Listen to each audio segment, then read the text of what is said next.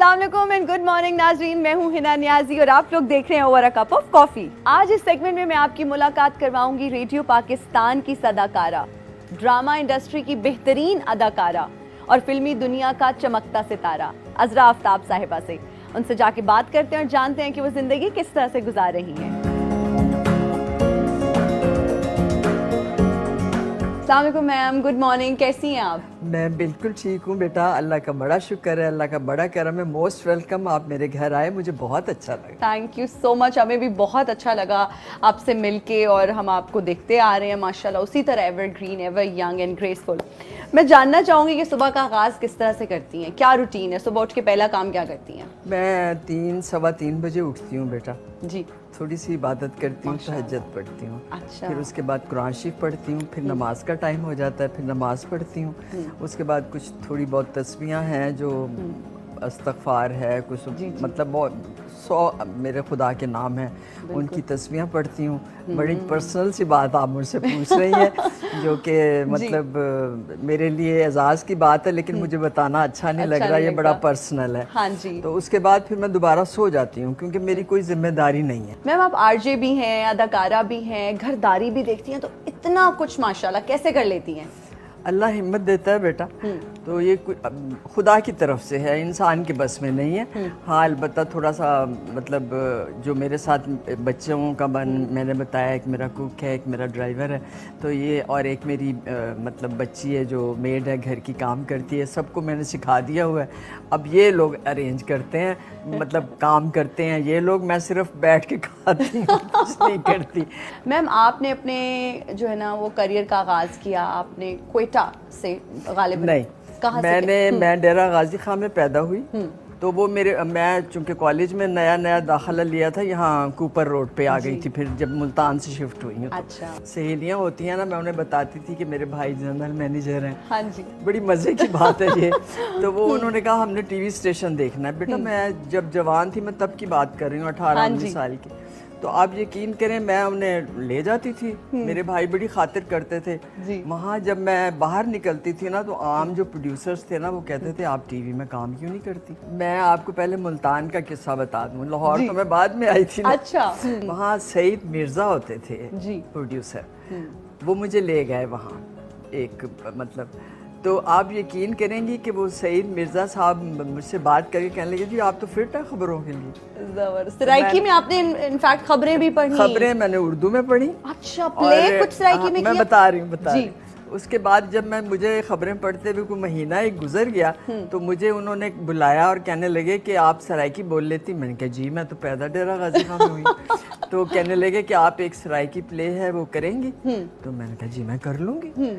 तो बेटा मासी सत्तो के नाम से एक सराइकी प्ले होता था, अल्लाह ज़िंदगी दे मोहसिन गिलानी, उनका वो लड़कपन था, मैं जवान थी, तो वो मेरे भाई छोटे का रोल उसमें किया करते थे। अच्छा। तो मैं और मोहसिन गिलानी ने मिलके वो मासी सत्तो काफ़ी साल किया बेटा, 2.5 साल। और लोगों में वो बहुत पॉपुलर था क्योंकि जब आप लाहौर आई तो लोग आपको खत लिखते थे उस प्ले के बारे में। एग्जैक्टली ना, मैं यही बताने वाली हूँ। उस ज़माने में बेटा आप तो बच्चे हो अभी, आपको नहीं पता होगा, पुराने ज़माने में ना पीले रंग के लिफाफे होते थे डाक के। अच्छा। और एक कार्ड होते थे, तो वो कार्ड तो ओपन होते थे, पीले रंग के लिफाफों में लोग 5-5 रुपए, उस जमाने में 5 रुपए का नोट होता था, 5 रुपए का नोट लिफाफों में डाल के लोग भेजा करते थे कि मासी सत्तो को बुलाएं। जब मैं पिंडी आई तो मेरे भाई के दोस्त थे आफ्ताब जी, तो घर आना जाना था, इन्होंने मुझे वहाँ देखा, तो देख के मुझे तो कुछ नहीं कहा, जाहिर है मुझे क्या कहते, मेरे भाई से कहा कि मैं तुम्हारी बहन से शादी करना चाहता हूँ। आफ्ताब से शादी के बाद मुझे पहली दफ़ा आफ्ताब ने पहले दिन ही कहा गो अहेड, जो मर्जी करो। वाह। हम ट्रांसफ़र हो गया बेटा क्वेटा। क्वेटा से जब मैं मतलब मैं क्वेटा रही हूँ 42 ईयर्स या 43 ईयर्स।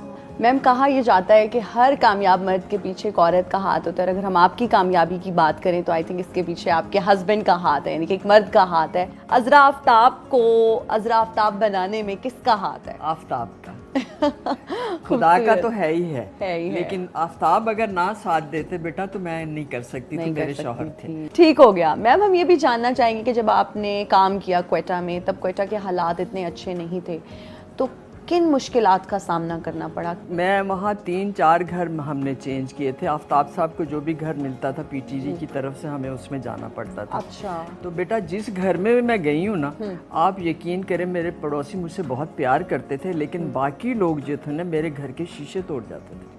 اچھا. کہ اس عورت کو باہر نکالو, یہ ہماری عورتوں کو خراب کرتی ہے, اس عورت کو ہم نہیں رکھے گا, یہ عورت ٹھیک نہیں ہے, ٹی وی میں کام کرتا ہے وہ اپنے نا اس میں اس لینگویج میں.